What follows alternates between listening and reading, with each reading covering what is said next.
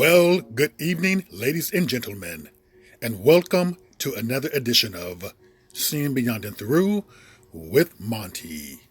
Right before you is the beautiful actress Holly Robertson Peete.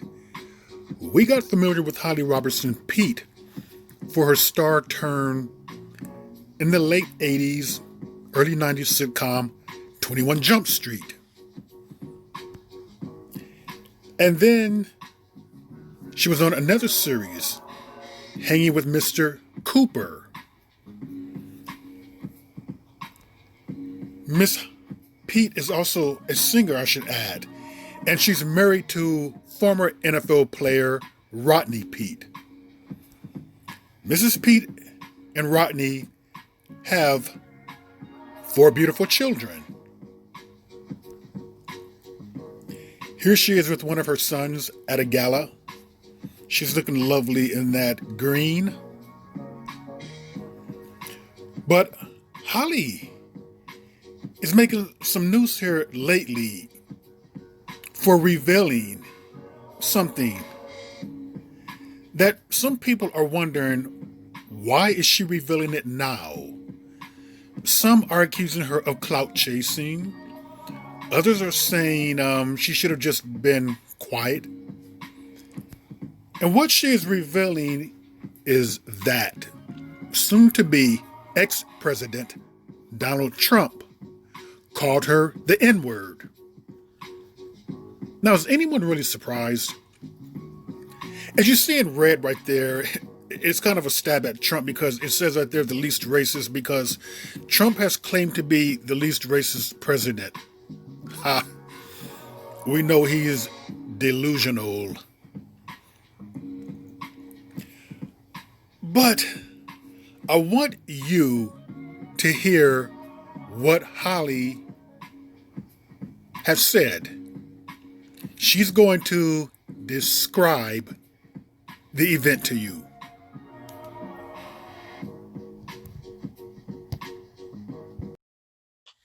Unique experience of spending a month with him on Celebrity Apprentice 10 years ago. That's right. I forgot about that. Right? Okay, Holly Robinson Peete, spill the tea. Let's go.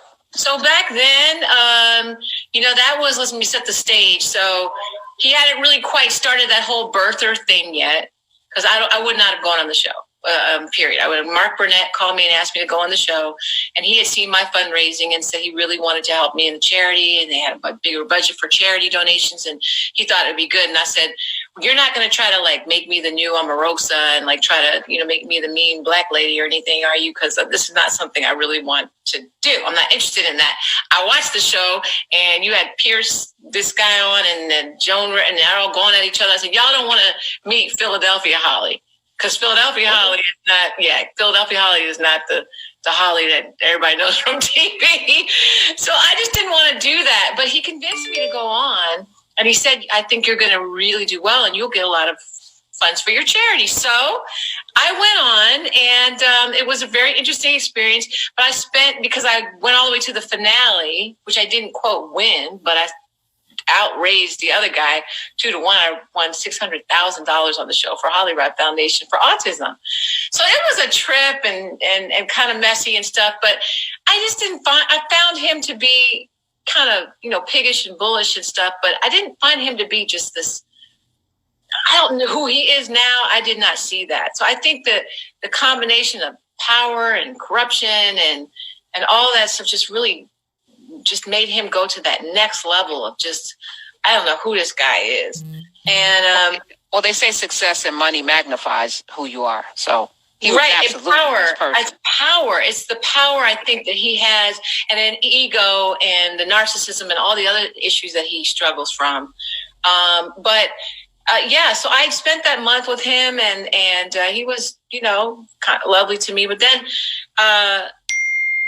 shortly after the finale, rumors started coming around that he had tossed out an N-word and referring to me. And I was like, huh? And then when the producer told me when it happened during the finale, I remember the moment. I wasn't in earshot, but I could see them deciding between me and Brett Michael. Brett, yes. Right? And Brett was coming off of his head exploded, his pelvis exploded. I mean, everything went wrong for Brett. And he was like on the cover of People magazine, on the Oprah show the day before the finale. I knew I wasn't going to quote unquote win. I didn't care because it was all about the money for the foundation. But there was a moment where he was talking with producers and they're really animated. And that was when I heard that he said they want the N-word to win. Like, because I guess the network wanted me to win, or me to be chosen, and Trump wanted Brett. And the quote was they want the N-word to win. And I heard it, and I don't. How could anybody believe that he wouldn't say something like that? I firmly believe he probably uses that language all the time. And so, and then by the time it sort of started resurfacing, I didn't even really address it too much because I felt like, what difference is it going to make? People have accepted the things that he said that are so vile about so many other people. What difference is it going to make if he said that about me? And so a couple of my friends who were supporters of Trump, were questioning me about it. Well, do you think it's true? And I just felt like, wow, like this is where we are. Like, you're my friend. I'm telling you that. I know that you probably said this about me, but you're trying to qualify it, come up with why he did or didn't say it. So the reason that I went ahead and made it known on that podcast at the time. Okay, so you heard Holly describe how it all went down. Allegedly, I can say, but just for protection. But I believe her. But many people were not happy with her revelation. Before I go on to their comments, I'm going to read. It feels like a new Trump story is coming out every day, especially by those that have done business with him. Now, actress Holly Robertson Pete is next up to tell her story. Pete spoke about the racist comments the sitting president made during an interview on Sirius MX, the Karen Hunter show. She explained during the season 9 final of the Celebrity Apprentice, Donald said they want the N-word to win because I guess the network wanted me to win or me to be chosen, and Trump wanted Brett. The actress noted she didn't want to do the show in the first place, but thought it would be a good idea to raise money for autism awareness and the Holly Robertson Pete Foundation. Now, some of the people had something to say about her voicing what happened, was that 10 years ago? Oh, a decade ago at least. And it goes, truth has no time limit, and people can't speak when they feel like it, or people are normally trying to validate something based on when someone decides to speak out. She did have some supporters too, which is good. So we had people to and for her speaking out. So she's just coming up with this. And someone said, I'll let you read this. She says this after he loses the election. What type of clout exactly do y'all think she would even gain from this?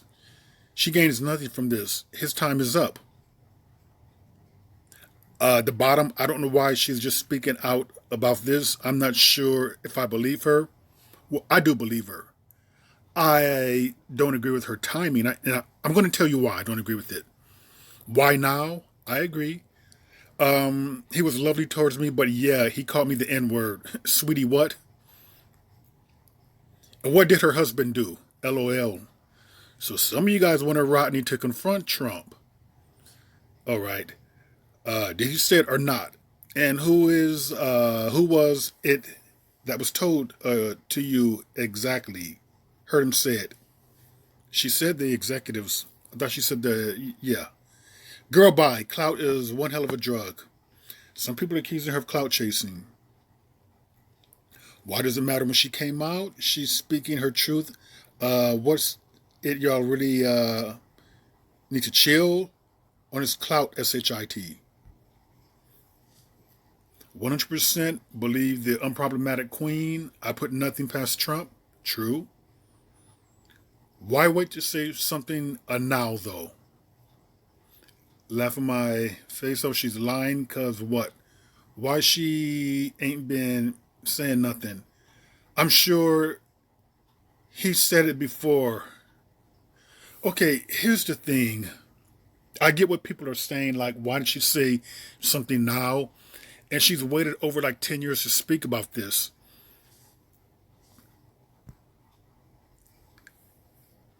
You guys can go ahead. Decades later, it's 2020, shaking my head, lady.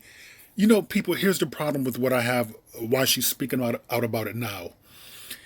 It seems a little cowardice to me because she waits until Trump loses an election. Okay, Trump has lost the election. We have incoming President Biden, Vice President Kamala Harris. So Trump is no longer the most powerful man in the world. Had he would have won the election, God forbid, been reelected, would she have said something then with a sitting vice president who would be the most powerful man in the world? And here's the thing, people. Let's say if it boiled down to a few thousand votes, like it did in Florida when Al Gore versus the Bush guy, the son Bush. It was based upon a few thousand votes here or there. She's a well-known celebrity, a well-known actress who's been working since the 1980s, 21 Jump Street, later hanging with Mr. Cooper. Her detailing this could have possibly had an impact of, I'm sure, 1,000 or more people would have believed her. This is something that you need to come out with before an election.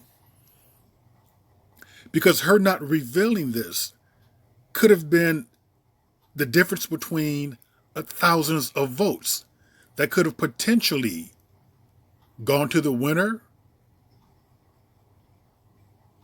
and it could have potentially benefited someone like Trump. So I can understand when people say, why bring it up now? The election's over with. I think if you have information like this, you need to have better timing. And this is what happened with Ice Cube. I believe that people got angry at him because he brought out this Negro Project or this Platinum Plan 2 weeks before an election. And people are thinking, what? And you're asking people not to vote 2 weeks before an election? It's like timing was off. So her sitting on something like this would have been beneficial. It could have benefited someone. It could have been to someone's detriment. So I can understand why people are saying, why bring it up now? This should have been spoken out sooner, a lot sooner. Even when Trump first ran for president, she should have spoken out about that. And she should never have spoken out about this after Trump has lost the election. To me, it's more like a cowardly thing to do. Were you afraid if he would have won?